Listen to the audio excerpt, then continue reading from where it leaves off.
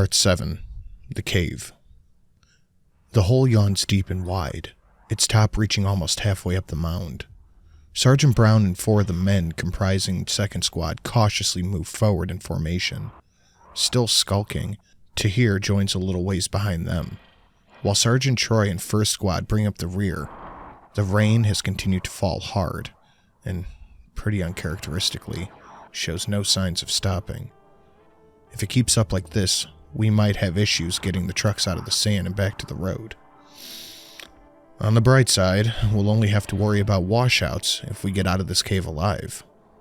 About 10 feet from the entrance is where a familiar, unmistakable odor hits me.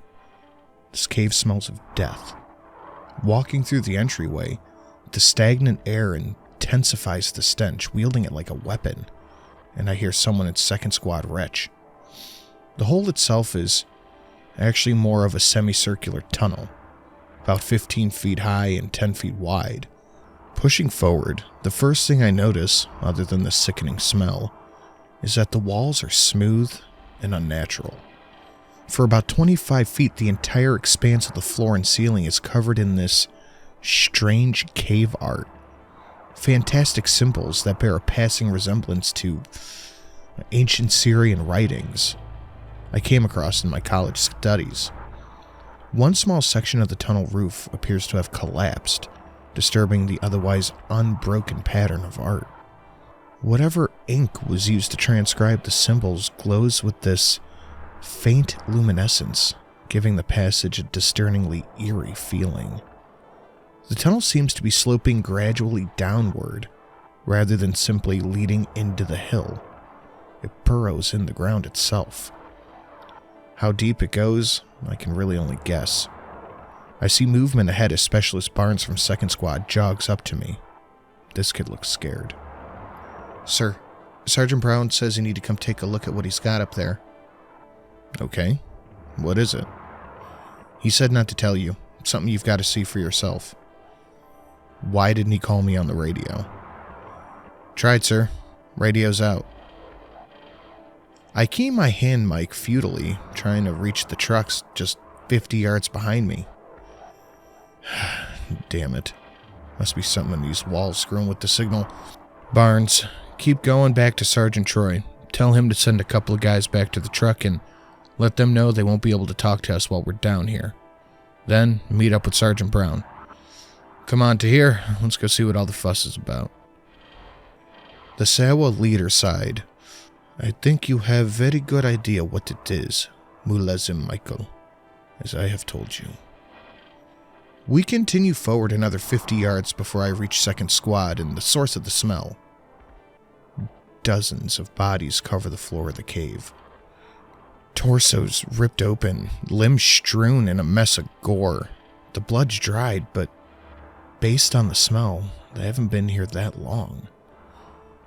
All of the corpses exhibit wounds that appear to have been caused by something incredibly sharp. Holding my breath against the stench, I lean down and take a look at one of the corpses. The body is headless and missing its right arm where the shoulder was, messily torn off. The shredded remains of the clothing left on the body suggest that it's some type of local.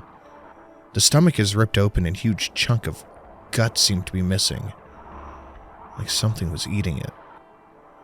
A sharp thrill of fear shoots down my spine as I step back, looking at this thing that used to be a human body. "Tahir, you son of a bitch. I'm starting to think you may have been telling the truth." I look around until I find Sergeant Brown, who beckons me to where he stands a little ways farther down the tunnel. I approach him. There's a look of silent rage etched across his face, one arm outstretched pointing to a pile of human bones completely picked clean of flesh and tissue. They are so very, very small. I can feel my heart break. Led by Specialist Barnes, Sergeant Troy comes hustling up from the rear. He takes in the scene, turning to me holding out a remote. Barnes filled me in. I took the liberty of prepping the entrance with C4 before coming down here. I highly recommend that we withdraw back to the trucks and seal whatever the fuck is in here to rot. I take the trigger from him. There might be more kids down there, Sergeant. Sir. His voice cracks. You know there's not. I take a moment to think. The gibbering caveman part of my brain tells me that there's nothing more here, and it wants to leave this hole far behind and escape back to the relative sanity of the patrol base. But the rational part, the one I've spent years training to perform under stress, disagrees. What Sergeant Troy said is probably true. The odds of there being any live kids down there is almost zero. But, on the other hand, there's no telling where this tunnel goes, if there are other exits that the creature could escape if we destroy this one. If that's the case, there would be nothing to stop it from killing again. Nothing to stop it from feeding. There's only one way to make sure that those bones are its last. Sorry, Troy. We'll seal this entrance as a last resort, but we have to make sure to stop this son of a bitch for good. And by my estimation, the best way to do that is to shoot the fucker until it's in too many pieces to be a threat. We keep going. I pause and I turn to the leader. Tahir, I'm sorry for doubting you earlier. Looks like you were being honest with me. It doesn't really seem right to drag a civilian any further into this. You're free to leave. I can't spare you an escort, but you're welcome to keep the goggles on your way out if you promise to pass them to my driver once you get to the trucks. The big man grips my shoulder with a grave look on his face. You're a good man, Mulazim Michael, and I think in different circumstances, perhaps a good friend. I shall wait for you at the entrance. I will pray that if Allah ever watches over an infidel, he do so this night. Moving rapidly, he disappeared toward the entrance. Looking after Tahir, Sergeant Brown hocks up phlegm and spits it to the side. What a pussy. The casual bravado makes me smile. Agreed, but I'll do my best not to judge him too harshly until we find out what this thing is. Your squad okay staying on point? Sir. His voice is as cold as ice. It will be my absolute pleasure. I've got a feeling this tunnel is going to start to honeycomb.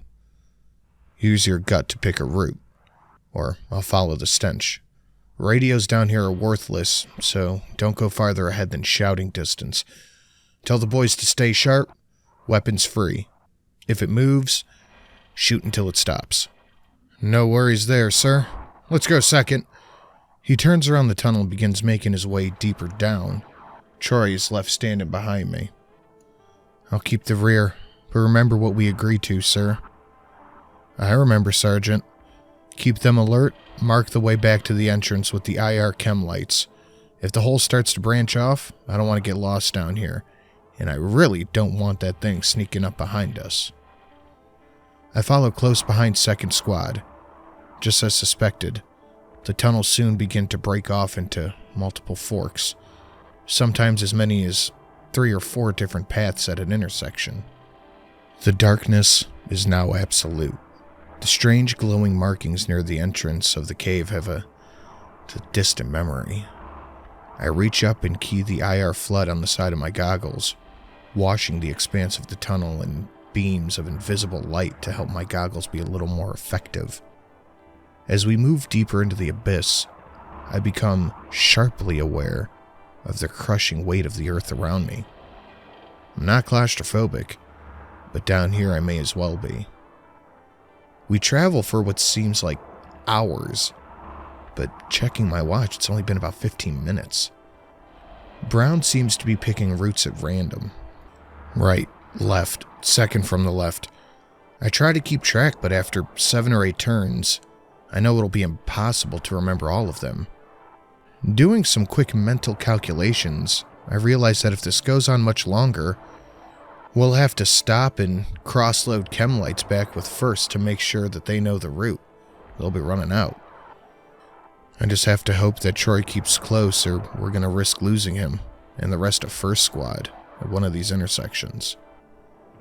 I pick up the pace and try to halt Sergeant Brown in order to consolidate and reorganize when the latest tunnel abruptly opens into a large subterranean cavern. I have no idea how the geometry of this tunnel system works, because while it hasn't seemed like we had been going that far down, the height of the stalactite-peppered ceiling is almost lost in the darkness above my head. We must have descended at least 100 feet. Brown and Second Squad stopped up ahead at the foot of the wide pool that dominates the cavern, reaching as far as I can see in any direction. Despite the size of the cavern, the air is closed and thick, smelling of rot. I look behind me and confirm my own fear. Troy and First Squad are nowhere to be seen. "Think this is as far as we can go down this way, sir, unless you brought a canoe with you." "I knew I forgot something, Sergeant Brown. We have to go back anyhow. Looks like we lost First somewhere along the way." "You kidding me? How the ever-loving fuck did they—" "Sergeant!" Barnes is shouting. "There's something in the water!" Brown and I turn simultaneously to see a small wave ripple across the pool. Something huge is moving below the surface. There's a brief pause where all time and motion seem to stop, right before the water explodes and an inhuman roar echoes throughout the cavern.